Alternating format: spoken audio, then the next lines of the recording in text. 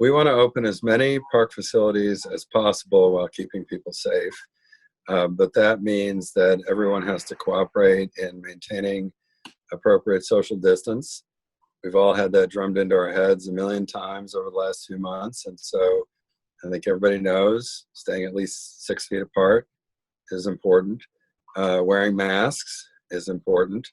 And we just want people to use common sense when they're using the parks, whether it's playgrounds or tennis courts or anything else. We want them to be aware of the things that they're touching, not to touch their face and mouth after they've been touching things that other people have come into contact with. All those things that we've all heard so many times apply, especially when you're using a park facility that brings you into physical contact with equipment or things that other people are likely to have touched recently. We have 274 playgrounds. There's 424 parks in the system, so not every park has a playground, but more than half of them, about half of them actually do. And so that's going to take us over a week to get all the plastic fencing and barriers that we've put up taken down. We want to ask people to be patient with us because we're short-staffed. We've had to operate with a third fewer maintenance staff than we normally have in order to maintain social distance with our workforce.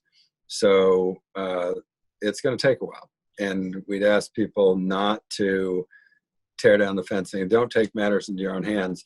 That plastic fencing is reusable. We use it for snow emergencies, and there's other things we want to be able to save it to use it for other purposes, but also we don't want to wind up in a landfill. So we don't want people tearing that down, taking down the posts and the nails. We don't want people to hurt themselves when they're trying to dismantle that. So if they could just be a little bit patient with us, we'll get to your playground within the next several days.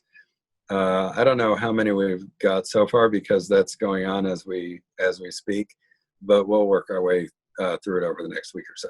It's painful to have to close park facilities, so this is the good news that we get to start opening up, but we really need everybody to work with us to make sure we can keep everybody safe, and so we don't have to close them again. That's what we want to avoid.